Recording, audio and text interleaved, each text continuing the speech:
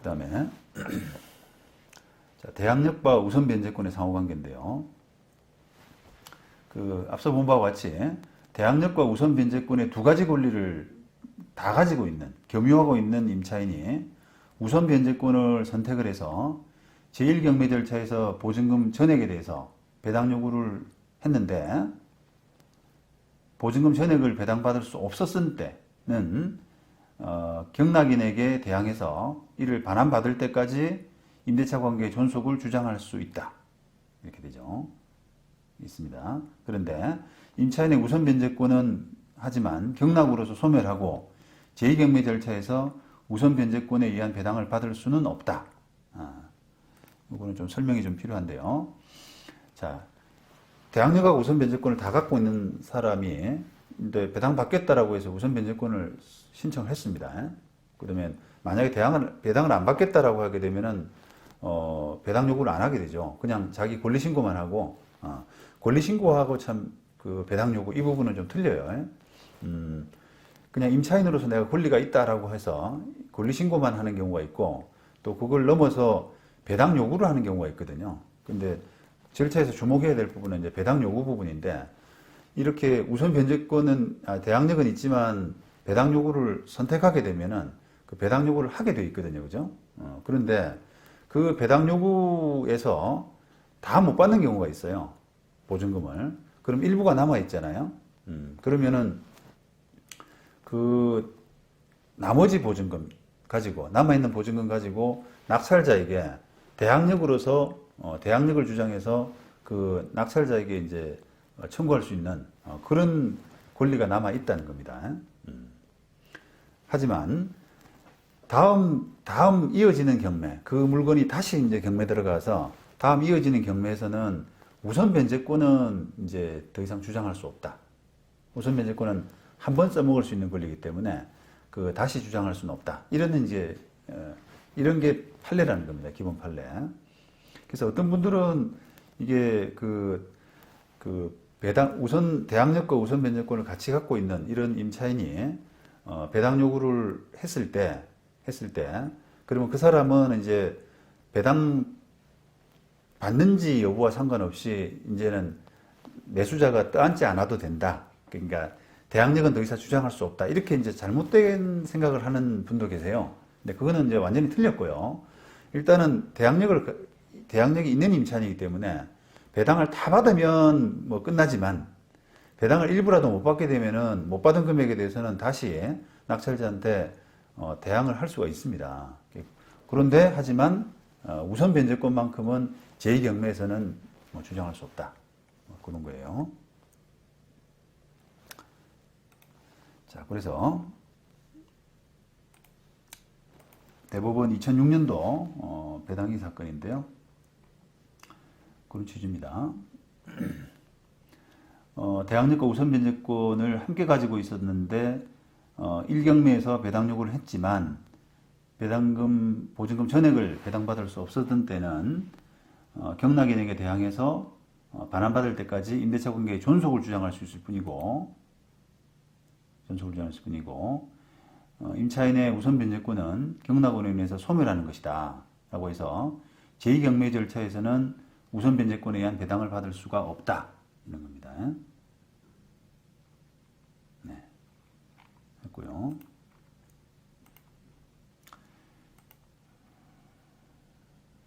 자, 그런 겁니다. 자, 그런데 이제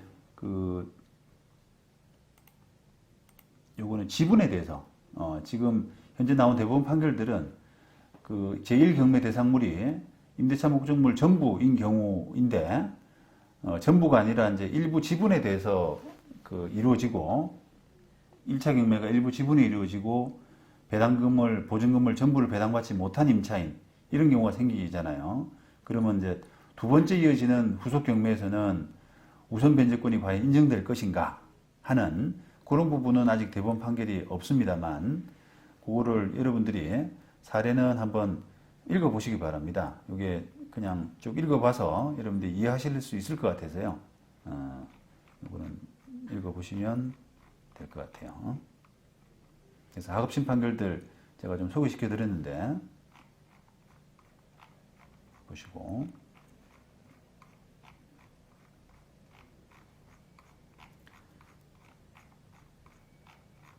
상당히 사례가 없기 때문에 대부분 사례가 없기 때문에 하우싱에서 상당히 이제 길게 썼습니다. 그 다음에 우선 변제 순위 그래가지고요.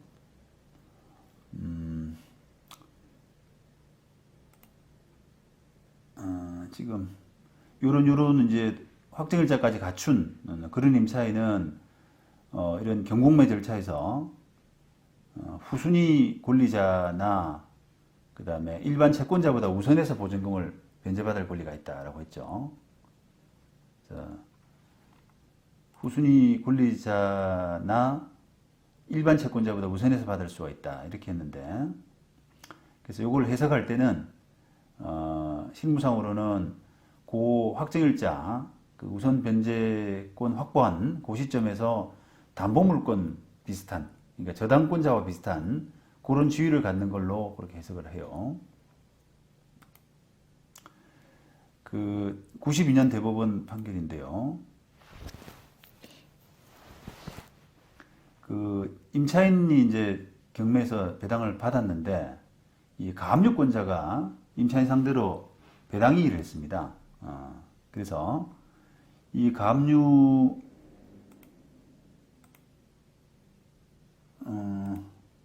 가압류권자가 배당이의를 했는데 임차인과 가압류권자 간 동순위를 이유로 임차인에 대한 선순위 배당을 인정한 원심을 파기했어요.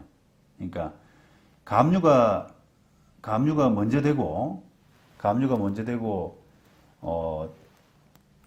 그다음에 임차인이 그 아까 확정일자를 받은, 가압류가 먼저 있고 그다음에 확정일자를 받은 그런 케이스에서 지금 제가 볼 때는 원심이 왜 이런 판단을 했을까 싶은데요. 지금 물론 그 시절이 이제 92년도 판결이라서 그때는 이런 게 논란이 있었나 싶을 정도로 원심이 좀 이상한데, 그 가압류가 먼저 된 상태에서 임차인이 확정일자를 받은 이런 경우는 당연히 이제 동순이잖아요. 우리가 가압류가 되고 나서 그다음 저당권이 된 그런 경우에 가압류권자와 그 저당권자 후에 된 저당권자와의 순위는 그 동순위로 해석을 하거든요. 근데 임차인도 확정일자를 갖춘 임차인도 우선 배제권을 갖춘 임차인도 당연히 이제 저당권자와 같은 지위로 보게 되면은 별로 이제 동순이다. 그러니까 채권에 안분 배당한다라고 하는데 그 안분 배당하는 부분에 동순위로 별 이론이 없을 것 같은데, 그 원심은 임차인을 그냥 우선 배당해 버렸습니다. 가압류권자보다. 아마도 지금 이 규정에 보면 이런 임차인은 후순위 권리자나 그 밖의 채권자보다 우선해서 보증금 변제받는다라고 하고 있으니까 그게 마치 가압류권자보다도 이제 우선되는 것처럼 그렇게 해석을 했는가 봅니다. 그래서 법원이 이제 대법원은 그걸 바로잡은 그런 케이스죠. 좀 많이 잘못된 판단이죠, 원심이. 자, 이렇게 이제 임대차보법이 이걸 규정하고 있는데, 이는 임대차 계약 증서의 확정일자를 갖춘 경우에는 부동산 담보권에 유사한 권리를 인정한다는 취지이므로 부동산 담보권자보다 선순위의 그런 가압류 채권자가 있는 경우에는 그 담보권자가 선순위의 가압류 채권자와 채권액에 비례한 평등 배당을 받을 수 있는 것과 마찬가지로 위 규정에 의해서 우선 변제권을 갖게 되는 임차인 또 선순위의 가압류 채권자와 평등 배당 관계에 있다. 그죠? 당연하죠. 그 다음에 가압류 채권자가 주택 임차인보다 선순위인지 여부는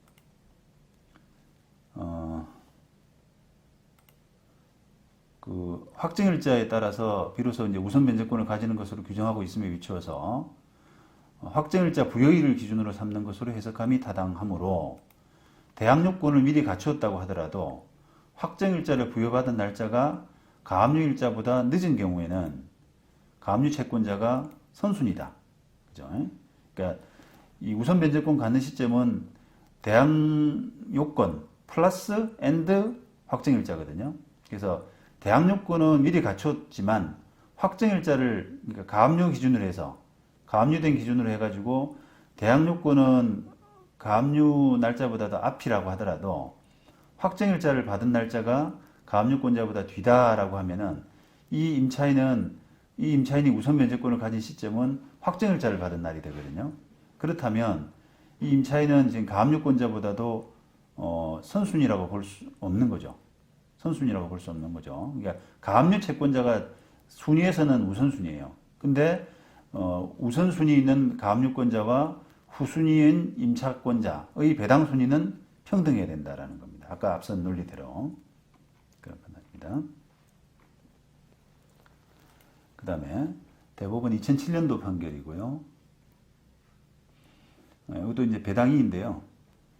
다가구 주택 경매 배당 과정에서 확정일자 시점이 다른 세입자들 간 동순위를 인정한 원심 판결이 부당하다. 원심 판단이 부당하다. 이것도 역시 지금 2007년도 대법원 판단인데 왜 지금 원심이 이렇게 판단했을까 싶더라고요. 그러니까 우리가 다가구 주택에는 세입자들이 많이 들어가 있잖아요. 그죠? 이 경매가 이제 다가구 주택에 경매가 되게 되면은 다가구 주택은 토지하고 뭐 건물 이런 부분이 큰 덩어리로 이제 두 덩어리가 나오는 경매 물건이 두 덩어리가 나오게 되고 거기에 임차에서 사는 세입자들이 여러 명인 다수인 그런 경우가 생기는데 그 다수인 세입자들 간의 배당 순위 이런 부분들은 확정일자 받은 물론 뭐 대항력은 기본이고요. 확정일자 받은 순위를 기준으로 하거든요. 세입자들 간에 동일하게 배당을 할 수가 없죠.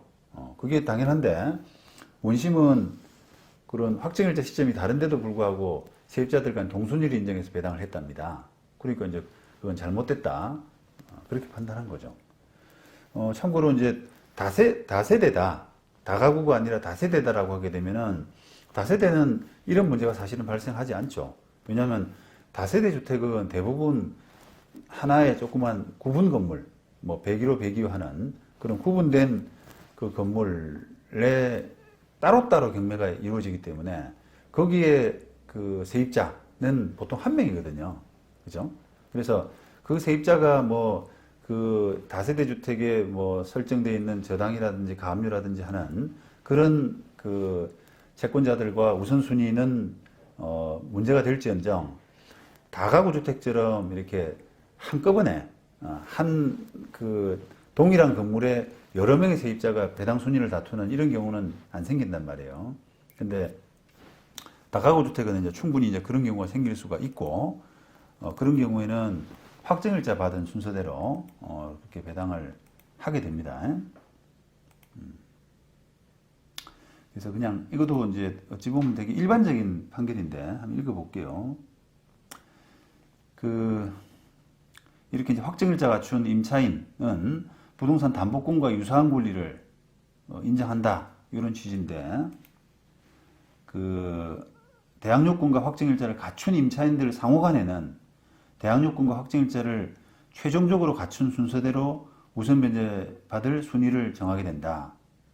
만약에 대항요건과 확정일자를 갖춘 임차인들이 이런 뒤에서 이야기하는 우리가 소액 임차인의 지위를 겸하는 경우에는 먼저 소액 임차인으로서 보호받는 일정액을 우선 배당하고 난 후에 나머지 보증금 채권에 대해서 대항요건과 확정일자를 갖춘 임차인으로서의 순서에 따라서 배당을 해야 된다. 라고 하는 겁니다. 그 다음에 임대차 계약 갱신하고 우선 변제권. 임대차 계약이 갱신되는 과정에서 이제 보증금 증액이 없다면은 뭐 최초 대항요건 그 다음에 확정일자를 갖춘 시점을 기준으로 우선 순위를 정해야 되죠. 그거는 뭐 별 다툼이 없고요. 네, 갱신되는 과정에서 보증금 증액이 있다면 증액 부분에 대한 우선 변제권 인정받기 위해서는 증액 부분에 대해서 확정일자를 이제 별도로 갖춰야 됩니다. 아까 그런 규칙, 법무부 규칙에 따르면 계약서 원본의 여백에다가 확정일자인을 찍도록 하고 있기 때문에 그 증액 부분에 대한 확정일자를 별도로 갖추기 위해서 그 변경된 계약서나 재계약서 이렇게 작성할 필요가 있습니다. 자, 그렇다고 하더라도 증액된 보증금에 대한 우선 변제권은 당초 확정일자 시점으로 소급하지 않고 새로이 확정일자를 받아서 우선 변제권을 갖춘 그 시점에서 발생합니다. 하죠. 그러니까 기존 보증금이 1억이었는데 중간에 2천만 원을 올렸다라고 하게 되면은 그 올린 부분에 대해서는 별도로 이제 확정일자를 좀 받아야 되고, 그 확정일자를 받게 되면은 증액된 2천만 원 부분에 대해서는 그 새로 확정일자를 받은 그 시점에서 이제 효력을 발생하는 거지, 우선 변제권을 인정받는 것이지 처음에 들어올 때 1억 기준 그 시점은 아니다라고 하는 그런 부분이죠. 네, 오늘은 여기까지 하고요. 내일 그 소액 임차인의 최우선 변제권과 임대차 등기, 임차권 등기 이 부분은 내일 이 시간에 말씀드리겠습니다. 자, 수고하셨습니다.